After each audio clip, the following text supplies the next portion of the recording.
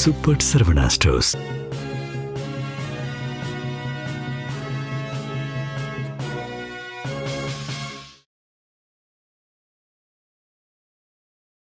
வணக்கம். ஜெம் செய்திகளுக்காக நான் உங்கள் குணா. இந்திய நேரப்படி மாலை 6 மணி விரைவு செய்திகள். சென்னை மாநில கல்லூரியில் 63 கோடி ரூபாய் மதிப்பீட்டில் புதிதாக கட்டப்பட்ட கட்டிடத்தை தமிழ்நாடு முதலமைச்சர் மு.க.ஸ்டாலின் திறந்து வைத்தார். அப்போது மாணவ மாணவியருக்கு இலவச மடிக்கணினிகளையும் அவர் வழங்கினார். இந்த விழாவில் உயர்கல்வித்துறை அமைச்சர் கோவி செழியன், அமைச்சர்கள் நேரு, ஏவவேலு, துணை முதலமைச்சர் உதயநிதி ஆகியோர் கலந்து கொண்டனர். தருமபுரி முதல் பென்னாகரம் மடம் சோதனை சாவடி வரையுள்ள இருவழி சாலையை 38 கோடியே 67 லட்சம் ரூபாய் மதிப்பீட்டில் 4 வழி சாலையாக விரிவாக்கம் திட்டமிடப்பட்டுள்ளன. இந்த திட்டத்திற்கு நவம்பர் மாதத்தில் முதலமைச்சர் மு.க.ஸ்டாலின் அடிக்கல் நாட்டினார். இந்த நிலையில் இந்த பணிக்கான பூமி பூஜை நடைபெற்றது. நாகர்கோவிலில் தடிக்காரன் கோணம் செல்லத்தாய் நாம் தமிழர் கட்சி தொழிற்சங்கத்தில் துணைத் தலைவராக உள்ளார். இவர் கன்னியாகுமரி மாவட்ட காவல் கண்காணிப்பாளரிடம் புகார் மனு அளித்துள்ளார். அதில் முன்னாள் ஊராட்சி மன்ற தலைவர் பிராங்க்லின் தன்னை தாக்க முயன்றதாக குற்றம் சாட்டியுள்ளார். தனக்கு எது நேர்ந்தாலும் பிராங்க்லின் தான் பொறுப்பு என்றும் அந்த புகாரில் குறிப்பிட்டுள்ளார். தருமபுரி மாவட்டம் பென்னாகரத்தில் மலைவாழ் மக்கள் தங்கள் ஊரில் அடிப்படை வசதிகள் செய்ய கோரி சாலை மறியலில் ஈடுபட்டனர். பென்னாகரம் அருகே உள்ள கோட்டூரில் 100க்கும் மேற்பட்ட குடும்பத்தினர் வாழ்ந்து வருகின்றனர்.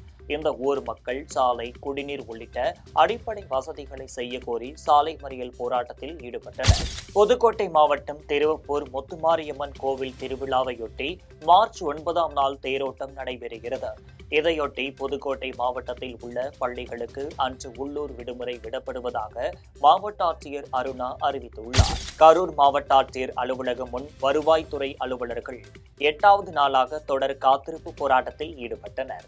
காலமுறை ஊதியம், பணி நிரந்தரம், ஓய்வூதிய திட்டத்தில் திருத்தம் உள்ளிட்ட 9 கோரிக்கைகளை வலியுறுத்தி அவர்கள் முழக்கமிட்டனர்.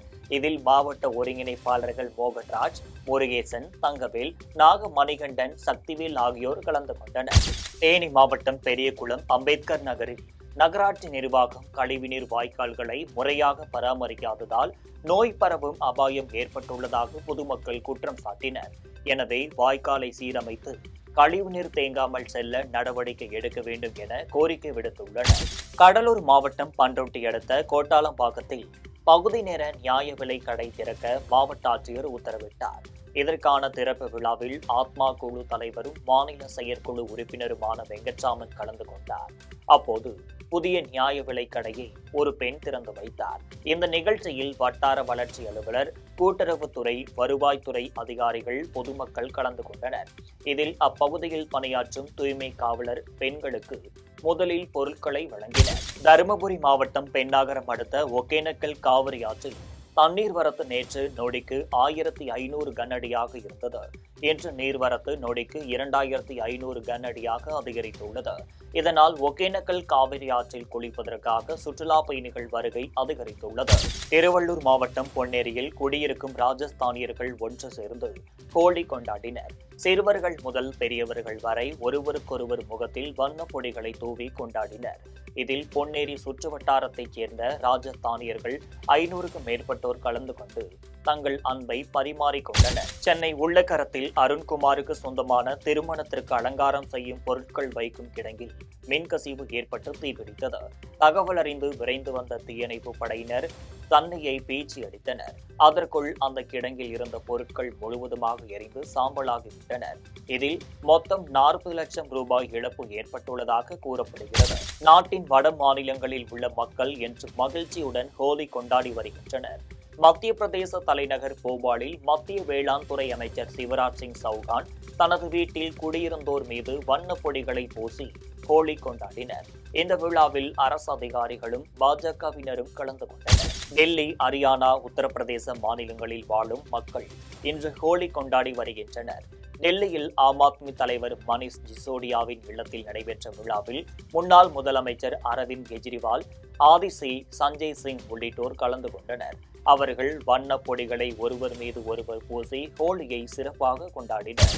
வட மாநிலங்களில் இன்று ஹோலி மகிழ்ச்சியுடன் கொண்டாடப்பட்டது. இந்த நிலையில் உத்தரப்பிரதேச முதலமைச்சர் யோகி ஆதித்யநாத் கோரக்பூரில் பொதுமக்களுடன் இணைந்து ஹோலி கொண்டாடினர். அப்போது ஒருவர் மீது ஒருவர் வண்ணப் பொடிகளை தூவி மகிழ்ச்சியை பரிமாறிக்கொண்டனர். கடலூர் மாவட்டம் பண்ருட்டி அரசு பள்ளியில் மாணவ மாணவியர் 516 பேர் 12ஆம் வகுப்பு தேர்வு எழுதுகின்றனர். இந்த நிலையில் தேர்வு கண்காணிப்பு அதிகாரி வரப்பிரசாத்த மேரி மாணவர்களுக்கு அறிவுரைகளை வழங்கி விழிப்புணர்வு ஏற்படுத்தினார். எவ்வாறு தேர்வு எழுத வேண்டும், அவரவர் தேர்வு அறைக்கு எப்படி செல்ல வேண்டும் என்கின்ற வழிகாட்டுதல்களை ஆசிரியர்கள் மாணவர்களுக்கு எடுத்து கூறினர். தஞ்சாவூர் பழைய பேருந்து நிலையத்தில் ஓட்டுநர்களும் நடத்துனர்களும் போக்குவரத்து காவல் ஆய்வாளர் ரவிச்சந்திரன் தலைமையில் குளிர்பானம், ஐஸ்கிரீம் ஆகியவை வழங்கப்பட்டனர். அப்போது பேசிய போக்குவரத்து காவல் ஆய்வாளர் ரவிச்சந்திரன், கோபமாக இருக்கும் தாங்கள் தாகத்தையும் தீர்ப்போம் என்று தெரிவித்தார். கேஷும் போடுவோம், ஜூஸும் கொடுப்போம் என்று நகைச்சுவையாக பேசினார். திருவள்ளூர் மாவட்டம் பூவிருந்தவள்ளியில் சசிகலா ஆதரவாளர் கந்தன் புதிய கட்சி கொடியை ஏற்றி வைத்து பொதுமக்களுக்கு இனிப்பு வழங்கி கொண்டாடினார். தொடர்ந்து எங்கள் லட்சியம் வெல்வது நிச்சயம் என்ற பதாகையை ஏந்தியபடி அவர்கள் ஊர்வலமாக சென்றனர். சேலம் மாவட்டம் கெங்கவள்ளி அருகே நடுவலூரில் முறையாக குடிநீர் வழங்கவில்லை. இதுகுறித்து பலமுறை புகார் அளித்தும் இதுவரை எந்த நடவடிக்கையும் எடுக்கவில்லை. இதை கண்டித்து பொதுமக்கள் காலி குடங்களுடன் சாலை மறியலில் ஈடுபட்டனர்.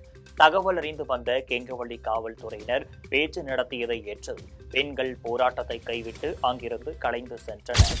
சேலம் மாவட்டம் கெங்கவள்ளி அருகே கூடமலை பகுதி சாலை ஓரத்தில் 8 அடி நீளமுள்ள 2 மலைப்பாம்புகள் இருப்பது குறித்து வாகன ஓட்டிகள் தீயணைப்பு நிலையத்திற்கு தகவல் அளித்தனர். உடனடியாக அங்கு விரைந்து வந்த தீயணைப்பு துறையினர் 2 மலைப்பாம்புகளையும் பிடித்து கொண்டு போய் வனத்துறையினரிடம் ஒப்படைத்தனர். தேனி மாவட்டம் ஆண்டிப்பட்டி அருகில் உள்ள தனியார் பள்ளியில் 13ஆம் ஆண்டு விழா தாளாளர் பாண்டி தலைமையில் நடைபெற்றது. இந்த விழாவில் மாவட்ட பள்ளிக்கல்வித்துறை கண்காணிப்பாளர் பாலமுருகன் கலந்து கொண்டு மாணவர்களுக்கு அறிவுரைகளை வழங்கினார். தொடர்ந்து நடைபெற்ற கலை நிகழ்ச்சியில் மாணவர்கள் தங்களின் திறமைகளை வெளிப்படுத்தினர். விழுப்புரம் மாவட்டம் திருவெண்ணெய்நல்லூர் தனியார் பள்ளியில் பெரும்புள்ளி திரைப்பட இயக்குனர் சுவாமியின் மகள்கள் அனன்யா, அகல்யா ஆகியோர் இடைவிடாமல் 45 நிமிடங்கள் பரதநாட்டியம் ஆடி உலக சாதனை படைத்துள்ளனர். இதன் பின்னர் தனியார் நாட்டிய பள்ளி நிர்வாகிகளும் நிகழ்ச்சி ஒருங்கிணைப்பாளர்களும் அவர்களுக்கு சான்றிதழ்கள் வழங்கி பாராட்டினர். திருவாரூரில் நீர்நிலைகளை தூர்வாரி சீரமைத்து மீட்டெடுக்கும் வகையில் 50 லட்சம் ரூபாய் மதிப்பீட்டில் புதிய ஹிட்டாச்சி இயந்திரத்தை தனியார் பவுண்டேஷன் நிறுவனம் சார்பில் மன்னார்குடி நகரமன்ற தலைவர் சோழராஜனிடம் வழங்கினர். இப்பகுதியில் பேரிடர் காலங்களில் வாடகையின்றி பயன்படுத்துவதற்காக இந்த எந்திரத்தை வழங்கியுள்ளதாக தனியார் நிறுவனத்தினர் தெரிவித்தனர். தூத்துக்குடி மாவட்டம் முடுகு மீண்டான்பட்டியில் விளை நிலங்களில் திடீரென தீப்பிடித்து பற்றி எரிந்தது. இதில் மனோகரன், ராஜ், கிருஷ்ணம்மாள் ஆகியோரின் நிலங்களில் அறுவடைக்கு தயாராக இருந்த மக்காச்சோளம் முற்றிலுமாக தீயில் எரிந்து சாம்பலானது. இதனை கண்ட விவசாயிகள் கோவில்பட்டி தீயணைப்பு நிலையத்திற்கு தகவல் கொடுத்தனர். தீயணைப்பு துறையினர் விரைந்து வந்து தீ மற்ற இடங்களுக்கு பரவாத வகையில் தடுத்து நிறுத்தினர். சென்னை போரூர் அருகே 50 கோடி ரூபாய் மதிப்புள்ள அரசு நிலத்தை ஆக்கிரமித்து வீடுகள் கட்டியுள்ளனர். அந்த ஆக்கிரமிப்பை அகற்ற வலியுறுத்தி தேசிய ஜனநாயக கூட்டணி சார்பில் ஆர்ப்பாட்டத்தில் ஈடுபட்டனர். இதில் அரசு நிலத்தை ஆக்கிரமித்துள்ளவர்கள் மீது நடவடிக்கை எடுக்காமல் இருக்கும் அரசு அதிகாரிகளை கண்டித்து முழக்கமிட்டனர். ஈரோடு மாவட்டம் மொடச்சூரில் அதிகாரமுள்ள உயர் பதவிகளில் ஒரு பிரிவினரே நிறைந்துள்ளதை கண்டித்து திராவிட கழகம் சார்பில் ஆர்ப்பாட்டத்தில் ஈடுபட்டனர். மாவட்ட காப்பாளர் சிவலிங்கம் தலைமையில் நடைபெற்ற இந்த ஆர்ப்பாட்டத்தில் திமுக கூட்டணி கட்சிகளைச் சேர்ந்த நிர்வாகிகள் பலர் கலந்து கொண்டு மத்திய அரசிற்கு எதிராக முழக்கமிட்டனர். தூத்துக்குடி மாவட்டம் கோவில்பட்டியில் அஸ்ட்ரோ கிளப் சார்பில் கோவில் மலையில் முழு சந்திர கிரகணத்தையும் பொதுமக்கள் பார்வையிடும் வகையில் ஏற்பாடு செய்யப்பட்டிருந்தது.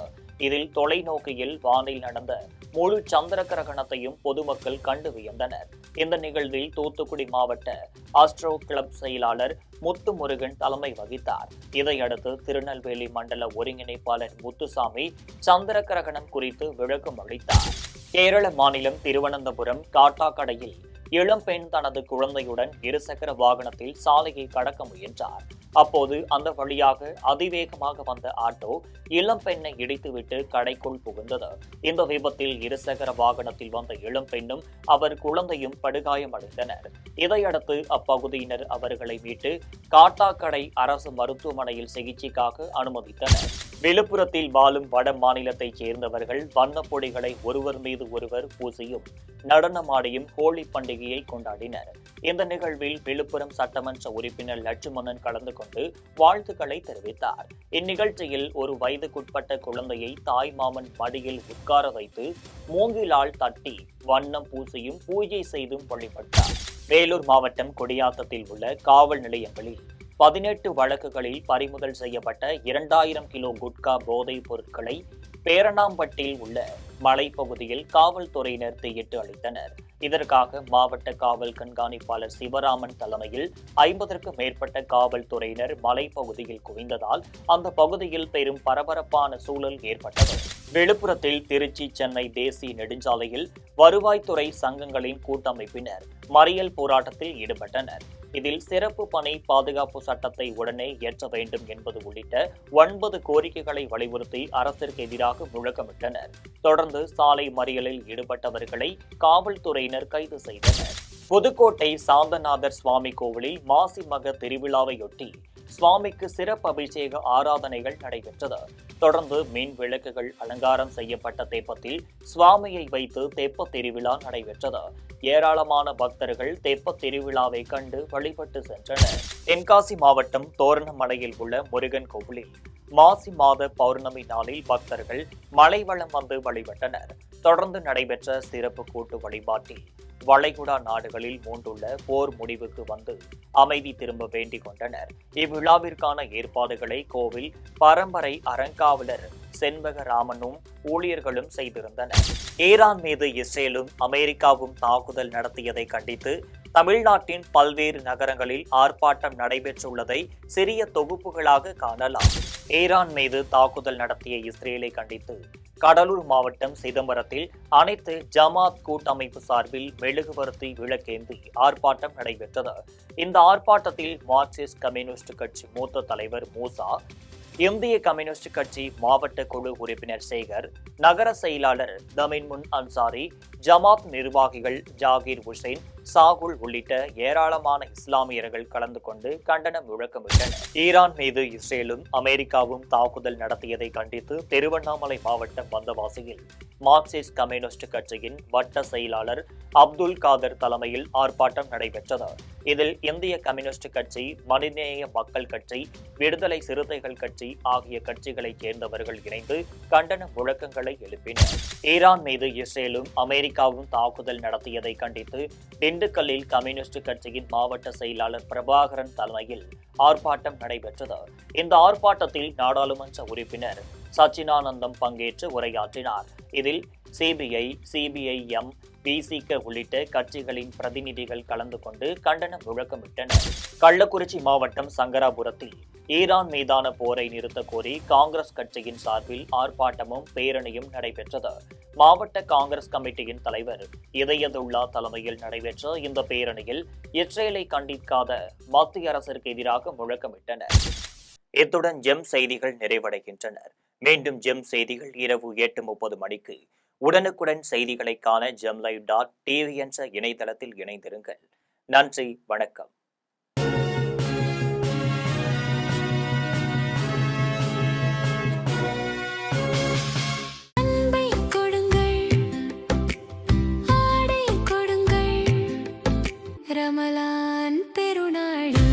Super Sarvana Stores.